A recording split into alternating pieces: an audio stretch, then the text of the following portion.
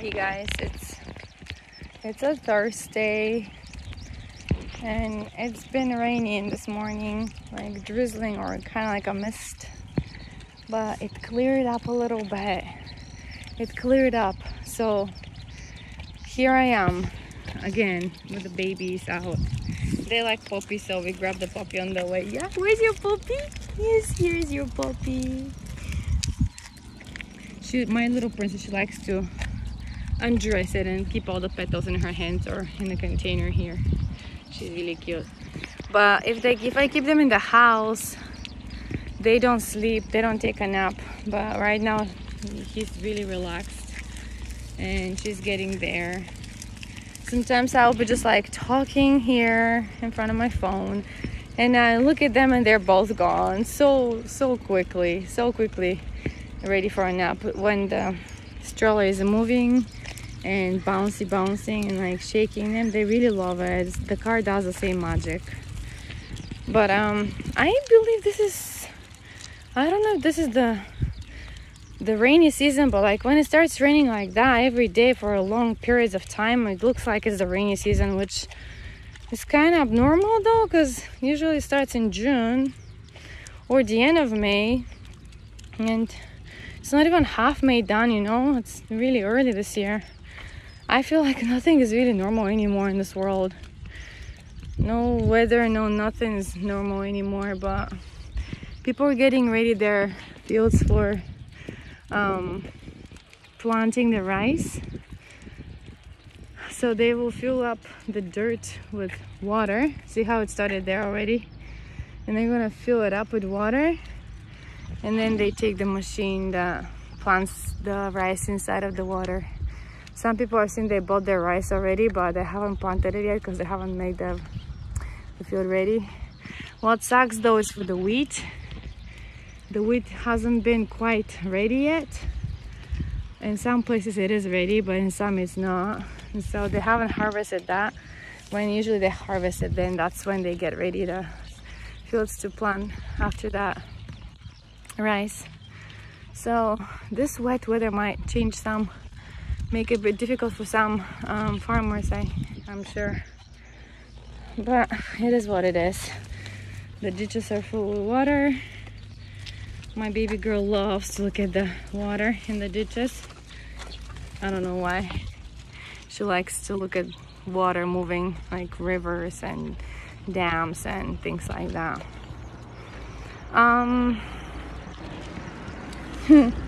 Water. Yeah, it's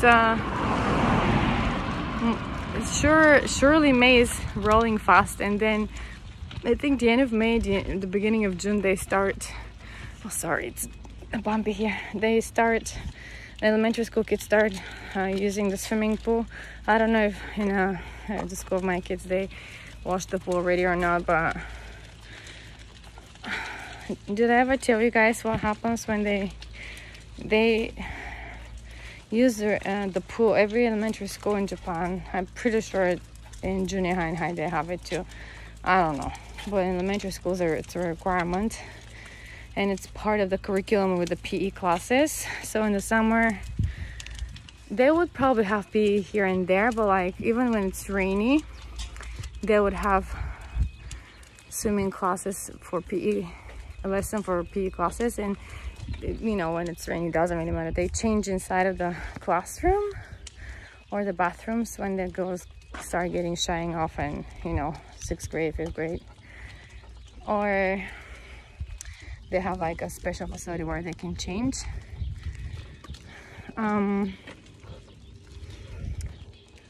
So they go through showers first. It's like, imagine like 4 or 5 showers like lined up, and you have to go under that tunnel of shower, and it's not warm water, I'm telling you that. It's cold water, and it's not a pleasant experience, especially when your body has been warm in clothes and then you undress your body and have like swimming suit only, and you cross the school with the flip-flops to the swimming pool and across the street. Usually it's across the street or you know, you have to walk from your classroom with a swimming suit and a towel around you. Then you go and you get wet with those showers with cold, normal, like cold water, tap water. And inside the water, inside of the pool, the water is not warm either, it's tap water. And so the only warmth that comes to it is from the sunshine. But this May doesn't look like they have lots of sunny weather, sunny days coming up. So it's a requirement, I believe, because it's the Japanese people live in an island. It's like an island. So, and that's just my personal opinion, you have to be able to swim. Back home it wasn't, because we're like hard lands, like, you know, Eastern Europe is like hard land. We do have the Black Sea and beaches and all that, but people don't really, I mean, maybe it was before, but in my time it wasn't. And so it's not a requirement, but here it is. And all the elementary school kids, maybe they don't learn, but maybe most of them do, I don't know. It depends. And of course they have like good swimmers. In my last year of teaching English, when I was already very pregnant with those two, there was a 6th grader boy, I remember.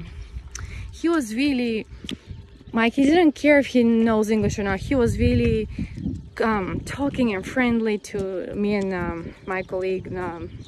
There was I was working with a guy from the UK in the same school, but we took different grades, teaching different classes. So I was taking that school 5th and 6th grade, so the bigger kids, and he was with the and I was covering the 1st graders too every once in a while. So he was teaching 2nd, 3rd and 4th grade. But we were having like this English room, and so we would sit there and put our stuff in there. But that was close to the rooms of the 6th and 5th graders, and every time they passed, they would come, and then during the recess they would come and play Uno with us. Because at the end I didn't really have the energy or the enthusiasm or the strength to go outside and play with them. Otherwise I would go out and play with them and play tag and what is it called, dodgeball or whatever. But at the end, like, I couldn't, so we were just playing Uno. We had like this Uno club almost, like. And so that he was really little. He was, for a 6th grader, I mean, some of his classmates were like taller than me, but he was really small. But he said he was in Kagawa #1 for his age, a swimmer. And so I was really impressed. He came with the certificate that they give you here. They make here things really, really official. They give you like this paper, nicely framed, and it's just amazing. And he had a medal too. He showed me the medal. He brought it to the room, and I was like, you guys are so great. It makes me so proud of him. Like, he goes and he swims every day. Like, he has swimming practice every day, and so he becomes really fast, and his lungs are, he's like really buff, and his arms, he was really smart otherwise too. Like, he had a big mouth too. But you know those kind of kids that have a big mouth and always know what to say on a certain spot. Yeah, he was like that kind of guy, and the other kids respected him. I could feel that.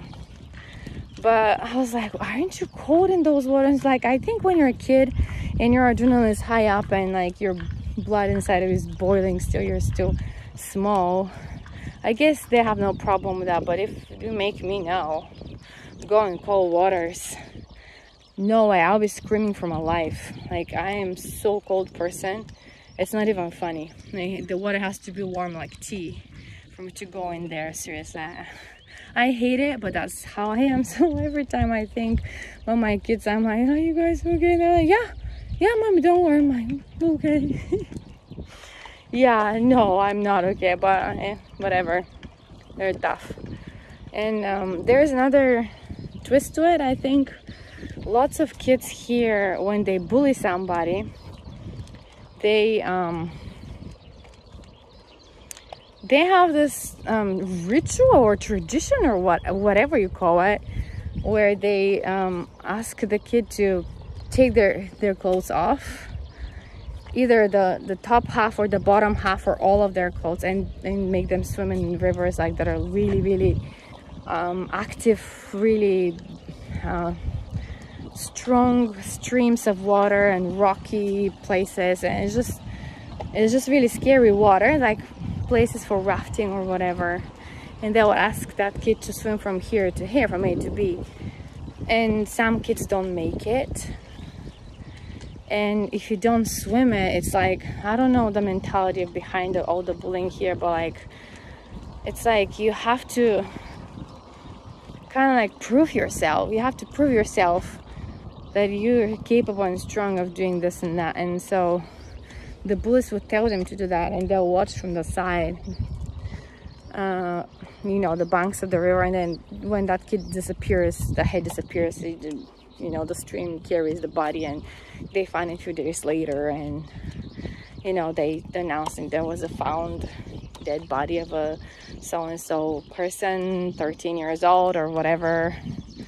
And then that's a disaster for the parents, and those that made that kid do that, they don't speak up. They don't say, oh, it was us, we make him. No.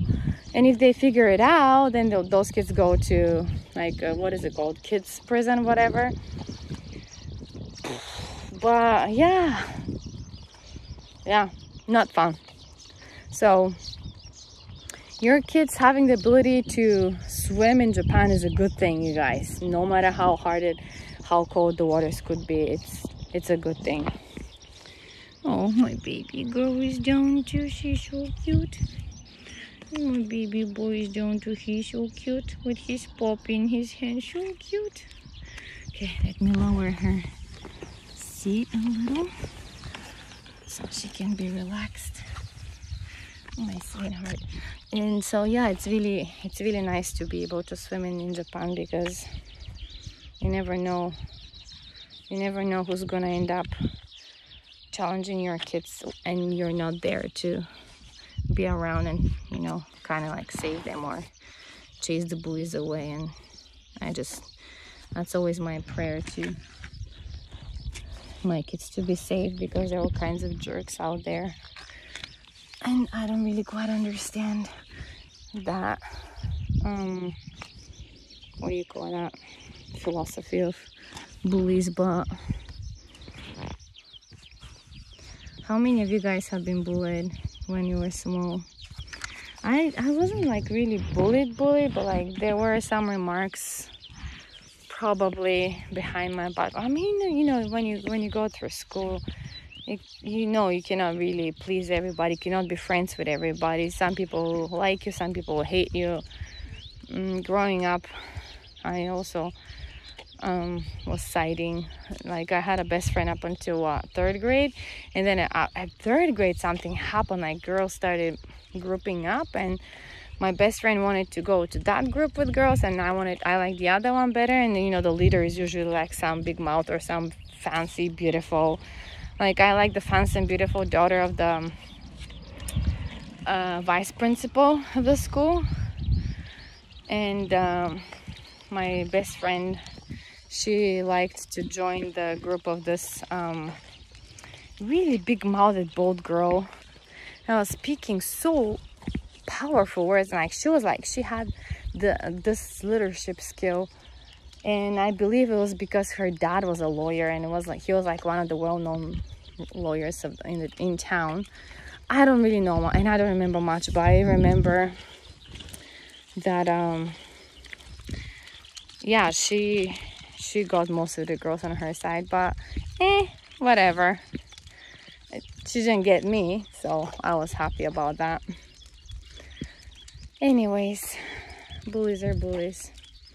Kids with annoying attitude. Oh, by the way, I was watching this morning with the kids on Disney Junior one of those series about Nancy Clancy. It's like this girl that loves everything about Paris and France, but I guess she's like an American girl. Like, the setting is in the States, but she uses lots of French words, and she acts like so dramatic, and she's so cute and so vibrant, so bubbly, animated person. And she has a younger sister, Jojo, and they have a big poodle. What was his name? Frenchie. And the mom and dad are really cool people. And they show the grandmas and the two grandpas that are in the picture sometimes. But so she has this best friend who is like a girl of color, and then there are those twin girls that are identical, and then this boy, Blondie, Lino. And so they're like different kind of situations. But today's episode was like really, I actually stopped doing whatever I was doing and I just sat down and watched it with the kids because it was really interesting. Lino, the blonde boy, who is like one of the gang from the neighborhood that they play with together, he invited Nancy and her friend Bree. Was it Bree? I don't remember. He invited them over to his house to play, and he said that he has a friend that he wants to introduce to them, and he's artistic. That's what Nancy heard, that he was artistic. And so they show how the two boys are playing, waiting for the girls to come over. And he's actually also his cousin, and his name was Sean. And then that boy Sean had like trains lined up in a certain way, and Lionel will get one of them, and Sean will be like, put it down. Like I said, put it down. So Lionel will be like, oh, I'm sorry, you didn't want me to touch it, huh? And so I was like, are they sure they say artistic or autistic? I was not really sure. But then when Nancy comes with her friend and they see him storming over a peanut butter sandwich, like he doesn't like it with crunchy, he likes it smooth. And so he goes back to the house for it, and the adult makes him a sandwich with a smooth peanut butter. And then the two girls are like, what's wrong? And so Lino explains to them that that's his cousin, and that he's autistic, not artistic. So I was like, huh, that's very interesting. So they actually introduce kids, and the way they handle it, the whole story was like really nice and smoothly in presented. It was really fun to watch it. Like they explained that his brain works in a different way, and he wants things done in certain order, and that's how he feels comfortable. And if something new blasts into his life, he gets like really shocked, and he just backs up and needs a break, and in no time you'll see him out again with his bike. That's what Lionel was saying. So I thought that was really insightful. I learned a lot about of course there's like a whole spectrum of different side effects, and no side effects, how I say, like everybody with autism handles things differently, and their brain works differently, and their individuality is different. How they express it or not, it's very different too.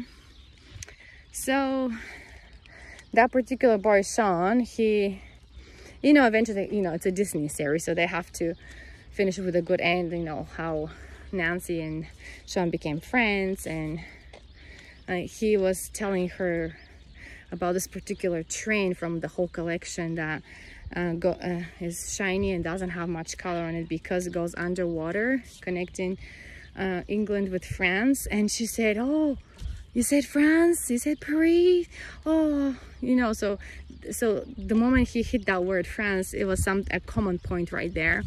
And so she opened up more, and she wanted to learn more about it, and she was like, oh, tell me everything about it. So she sat down and listened to him. And so I thought that was very interesting too.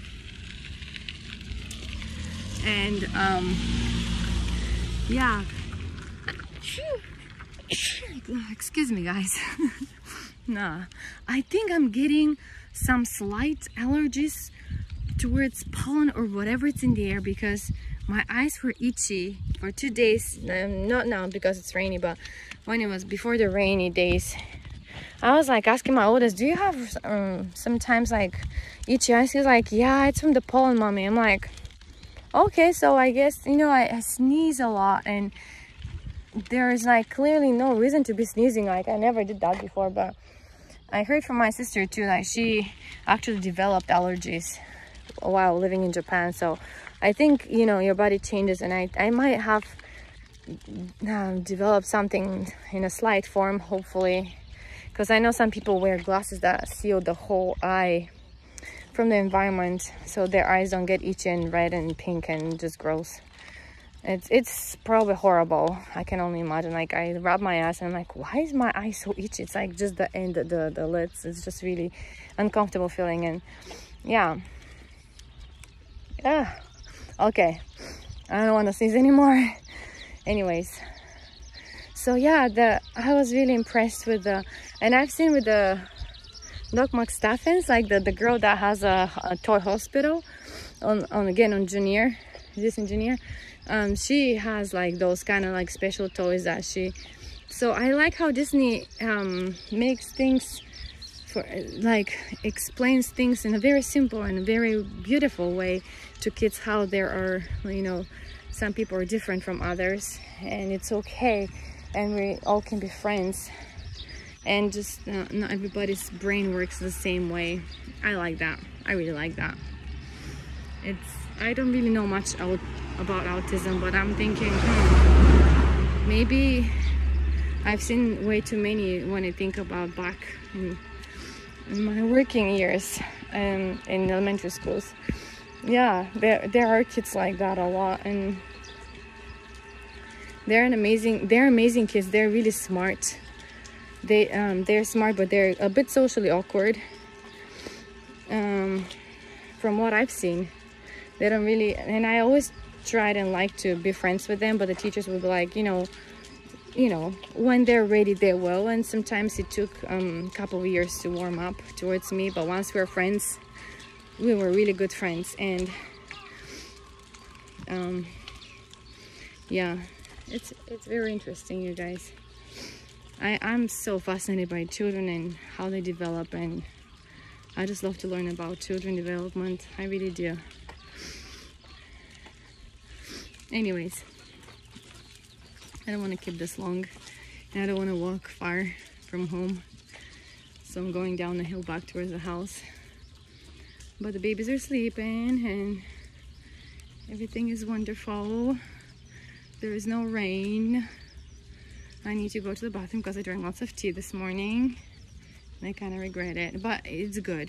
Like, I was thinking it's gonna be a rainy day. I'm not gonna be staying home all day, so just gonna as well fill my system with some tea. I like peppermint tea. I like all kinds of herb teas, but that's about it. I don't like blacks or greens or any kinds of shazzy-mazzy kind of, I don't know, teas. However, I have a friend from the States, but her dad is Indian, so she can cook Indian. She's amazing with when she makes tea for me. I love it. Like, one time she took me to the hospital for the MRI. They did MRI on me to figure out why my back was so bad. Like, I couldn't get up from lying position without screaming. So she took me there, but she had, like, in her car a small thermos of tea with her. And it was just, I don't know how she made it. It was really, really, really good tea. But I'm a person that likes to stick with the basics. And personally, I grew up with herb teas around me. And so we would harvest it from the trees or from the bushes or whatever, and we would dry it, and then we'll put it in containers and boil it. So that's how I grew up. I love those herb teas. I love them a lot. And so yeah,